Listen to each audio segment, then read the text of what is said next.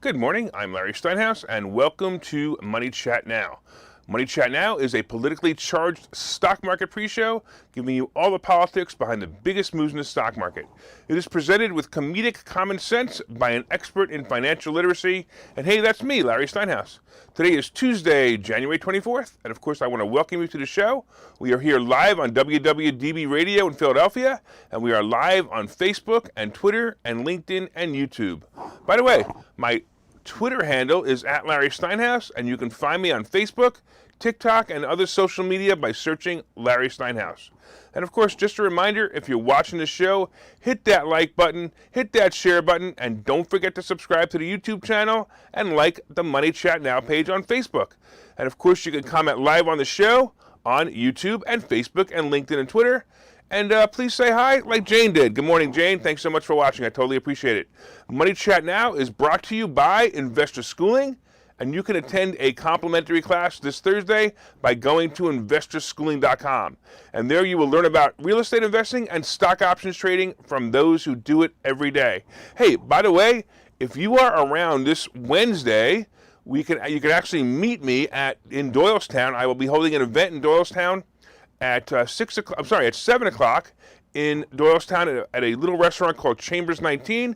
A bunch of us are going to get together discussing real estate, discussing stock options, and just having fun. Hey, I want to say hello to Lewis and Bill. Hey, I'm hoping you guys will show up also in Doylestown at Chambers 19.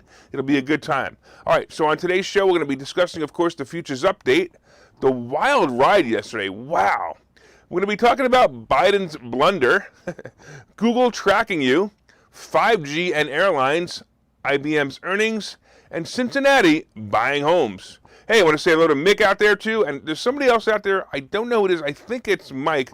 For some reason, it comes across without his name. All right.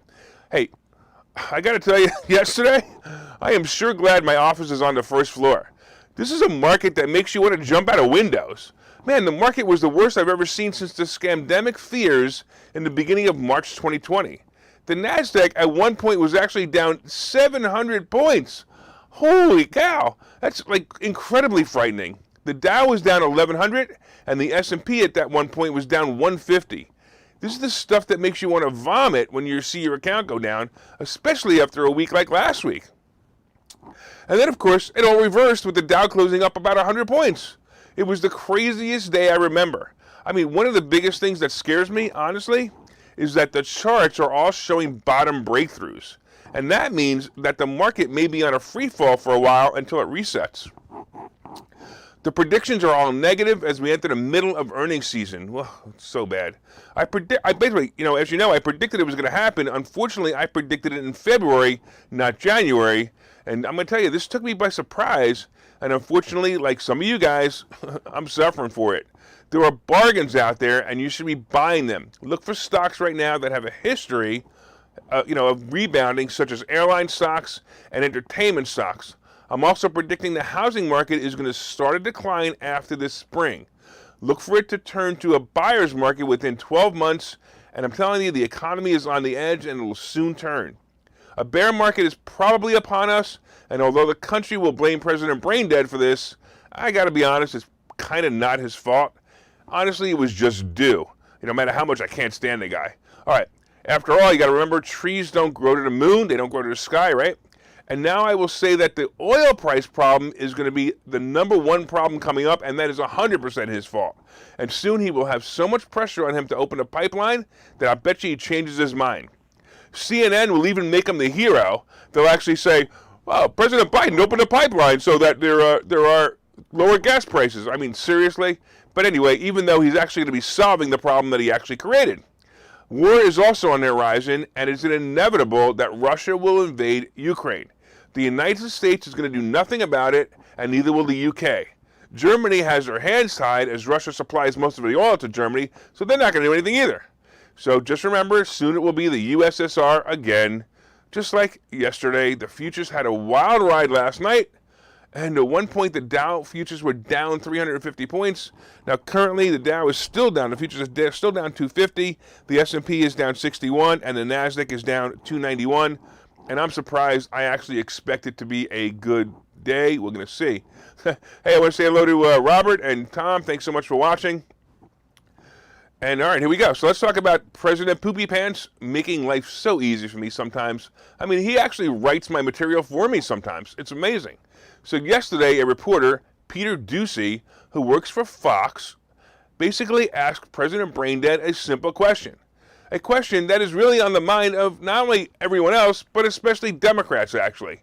During a press conference about inflation, most of the reporters were discussing the Ukraine and ignoring the topic of inflation. After a while, Peter Ducey shouted, "Hey, will you take questions about inflation? Do you think inflation is a political liability ahead of the midterms?" I gotta be honest, this question was a question that's on topic and frankly an interesting one. So instead of Braindead either just ignoring him or even answering the question, Braindead says, "Now, that's a great asset, more inflation." And he added, "What a stupid son of a bitch." He actually said that on air in front of a live microphone. This is our great leader speaking here. That's right. Imagine a reporter asking a question about inflation during a press conference about inflation and being berated by the president for doing so. On top of that, can you imagine Braindead actually calling someone a stupid son of a bitch? I'm not exactly saying that as a president, he shouldn't call someone a stupid son of a bitch. I'm merely pointing out that as a stupid son of a bitch, he really shouldn't say it to others. Well, I'm sure Fox and other news outlets are going to be having a blast with this one. It's all over the news already. I listened to it this morning. But I wish I could be at press conferences. And let's think, what questions might I ask?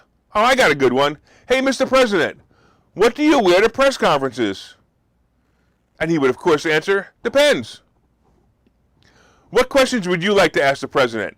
Put them in comments, and I will read them to the listening audience in a few minutes. So you guys put questions that you would ask the president in the comments, and I'll ask them live. I think this is absolutely hysterical. Hey, Mike, thanks for watching. Hey, Bill, thanks for watching. I totally appreciate you guys. Don't forget to put questions in the comments that you should ask the president. I think this is hysterical. All right, let's talk a little bit about Google and tracking. Oh, boy. Do you guys remember the song? "I always feel like somebody's watching me." Now, I got to tell you, I am the worst singer, and I love it when I have to sing on the air because it reminds me of why I speak and don't sing. All right, so this was a song about paranoia and the fear that someone was always watching me. Well, in this brave new "we know everything about you" world, somebody is always watching you. So we know that Apple iPhone have allowed you to turn off tracking for some apps in an effort to stop the tracking. The concept of tracking makes a lot of sense to advertisers, I gotta be honest. It's actually a really cool idea. I remember going into a mall and getting several alerts that a store near me was having a sale, and I was texted a coupon for maybe a percentage off or something. Well, many people find it creepy to be tracked, and some people feel it's an invasion of privacy. Well, personally, I don't really care. But the next time there's an insurrection planned, I will definitely leave my cell phone home, just in case. So recently, Google got themselves in trouble when Google deceived, imagine Google deceiving people. They deceived consumers by recording their location even after users tried to turn off the company's tracking on their smartphones and web browsers. According to lawsuits filed against Google, actually Alphabet, Google falsely told customers that if they opted out of collection of their location history or other settings, Google wouldn't store the places they went. Well, in reality, regardless of the settings they select, consumers who use Google products will have no option but to allow the company to collect, store, and use their location, the suit says. Simply put, even when a user's mobile device is set to deny Google access to location data, the company finds a way to continue to ascertain the user's information, or the user's location. Of course, Google is denying the allocations. We didn't do that. We would never do that. In an interesting turn, an internal company document being used against the company, which includes one which a Google employee allegedly says that the user interface for the Google account setting feels like it's designed to make things possible, yet difficult enough that people won't even be able to figure it out. So now, because of this, federal regulators are going to get involved and make it so that people can opt out. The funny part about it is that when government wants to track someone, they'll probably be able to use the hidden tracking functions anyway. Listen, practice telling the government that you lost your phone in case you've been accused of being somewhere that you don't want people to know you were. Or maybe it's just time to buy a burner phone for those days. So either way, someone is always watching you. So I'm going to tell you, behave. My goodness. All right, we got somebody on YouTube. I guess it's spamming us, but I'm not really sure. But it's a Russian name, so I'm going to say hi. All right, let's talk about 5G. Hey, did you look at your iPhone today, lately? If you have a 5G model, the 5G indicator has been lit up, and you are on the fastest internet service of the century. Well, 5G has actually been the root of many conspiracy theories. This is true. Look it up online. There are so many conspiracy theories around, around 5G that it actually makes me laugh. So one conspiracy theory is that once it's turned on, it will activate the nanobot that was injected into your body when you got the vaccine. All right, another one is that it causes brain tumors. Oh, by the way, I wonder if Joe Biden has a test 5G phone for the last couple of years. It would probably explain a lot. Of course, the last theory is that 5G will interfere with airplane instruments and cause them to crash. It's such a concern that major airports have asked the cell phone carriers to delay turning on the towers so the airlines can test this further. Now, I'm going to tell you, this gets even more troublesome when you hear that Japan Airlines, all of the Nippon Airways, and Emirates Airlines said Tuesday that some flights to the U.S. will be suspended because of the fear of interference from 5G. Boeing notified Japan Airlines that 5G signals for U.S. mobile phones may interfere with the radio wave altimeter installed in the Boeing 777. Wow. The airline basically said this, and they're warning them. By the way, the altimeter, wow.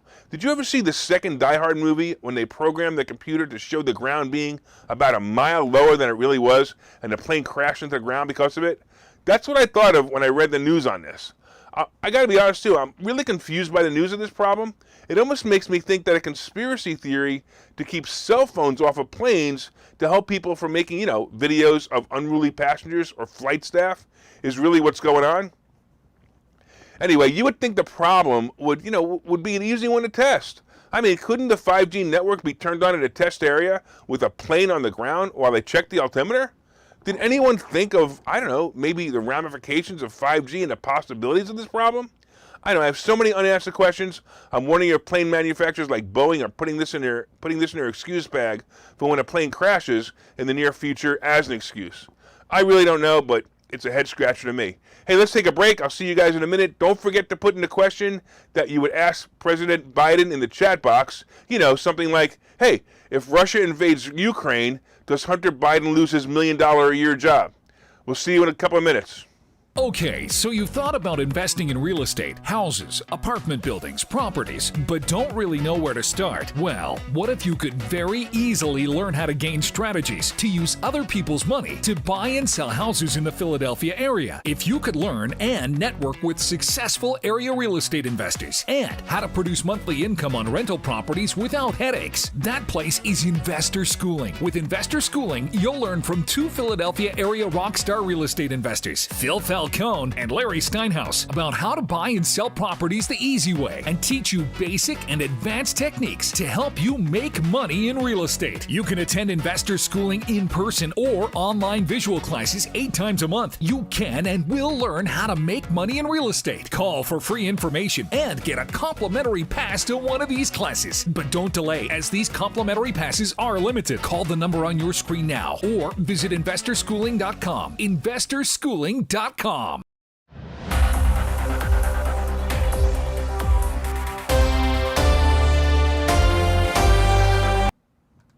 All right, welcome back to Money Chat Now. I'm your host, Larry Steinhouse.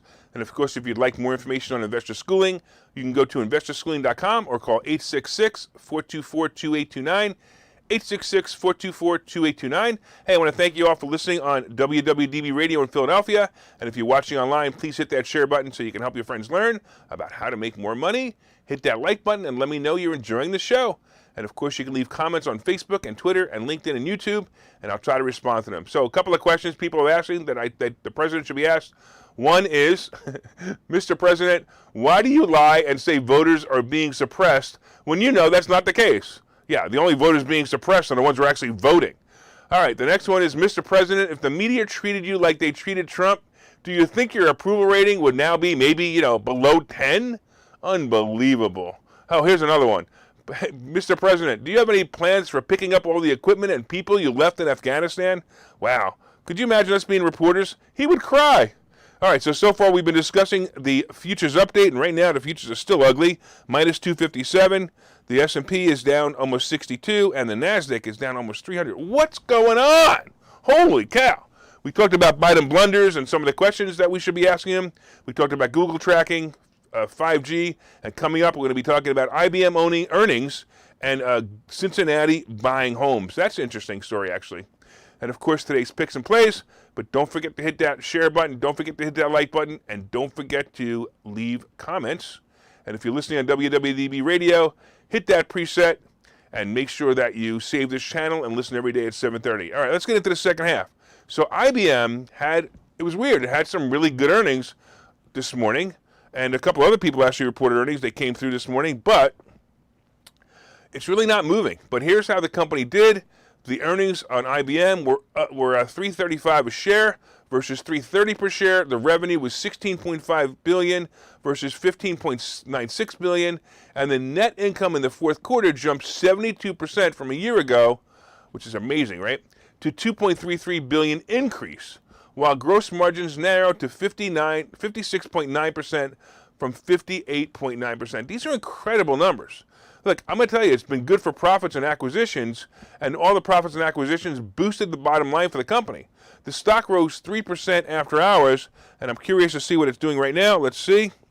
Right now, IBM is still up about 1%, so it's not bad. All right, finally, I got to tell you, it's good news for the earnings front, hopefully. It may be, if we're lucky, it may be the start of the earnings season turnaround. And look, we have earnings that are less remarkable, that are really terrible this season, and it's part of the market craziness.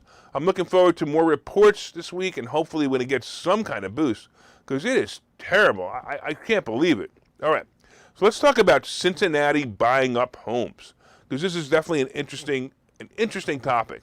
So once again, we have the government interfering with the normal flow of capitalism. It appears that a Cincinnati government entity is outbidding more than a dozen investment firms to buy 194 homes in and around the city. Listen, they actually spent almost $15 million on these homes, and they intend to keep them as rentals. And the future plans will be to renovate them and then sell them in special programs to poor and lower middle class people. Look, as always, the road to hell is paved in good intentions. Listen to this communist statement. We plan to sell them at a price as low as possible as we can, said Laura Bruner, the Port Authority's chief executive officer. We plan to sell them as a low price as we can.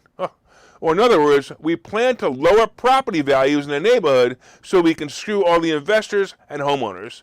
Many of them are like you and me, and we can't get any profits now because these people are doing that. Unbelievable, right? So Cincinnati basically has a plan to keep homes away from investors, and this plan is part of it. Hello, dum-dums in Cincinnati. If you let the investors buy the homes, the neighborhood will be a nicer place to live.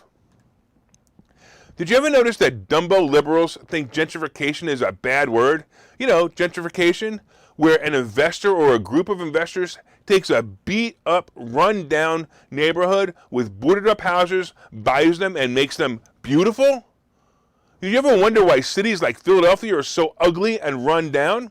Well, when the government is anti-gentrification and anti-landlord, it makes most investors look elsewhere. So why do governments get involved? So the government can keep the neighborhoods down and out and continue to get federal funding to do so. So they have these down and out neighborhoods, and they get federal funding because the neighborhoods are down and out, and if the neighborhoods ever came back, they would turn off the federal funding. So if you want to find out what neighborhoods you should invest in while keeping the government off your back, I'm going to tell you right, listen to this commercial. because I'm going to tell you how to make more money and how to invest in real estate. Okay, so you've thought about investing in real estate, houses, apartment buildings, properties, but don't really know where to start? Well, what if you could very easily learn how to gain strategies to use other people's money to buy and sell houses in the Philadelphia area? If you could learn and network with successful area real estate investors and how to produce monthly income on rental properties without headaches, that place is Investor Schooling. With Investor Schooling, you'll learn from two Philadelphia area rockstar real estate investors, Phil Falcone and Larry Steinhouse, about how to buy and sell properties the easy way and teach you basic and advanced techniques to help you make money in real estate. You can attend Investor Schooling in person or online visual classes 8 times a month. You can and will learn how to make money in real estate. Call for free information and get a complimentary pass to one of these classes. But don't delay, as these complimentary passes are limited. Call the number on your screen now or visit investorschooling.com. investorschooling.com.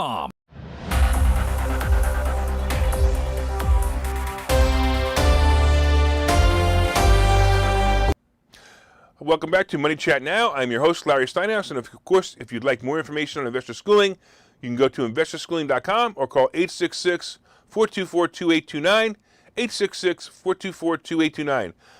Jane, watching online, she's on fire.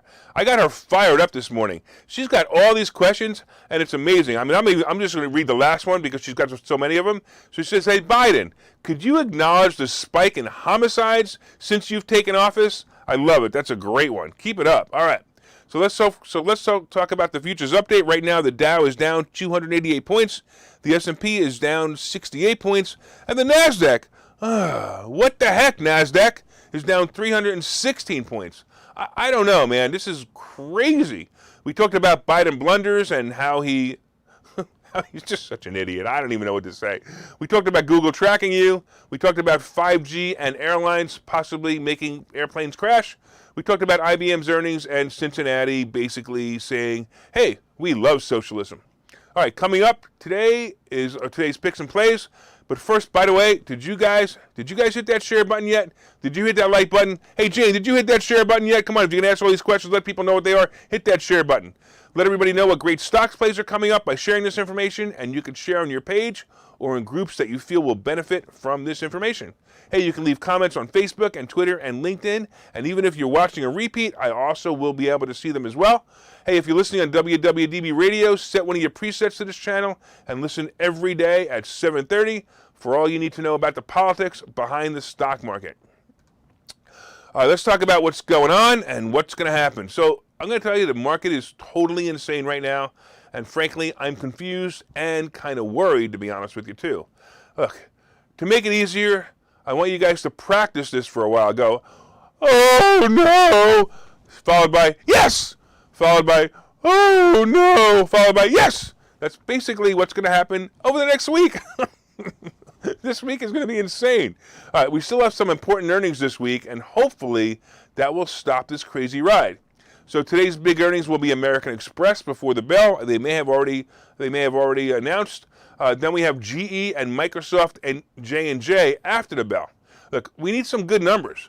The only thing that's going to get Wall Street moving again is some good numbers. You know, tomorrow we also have Tesla, AT&T, and Boeing. So where are the plays? Look, I'm going to tell you right now, let's talk about some stocks that you might want to be in.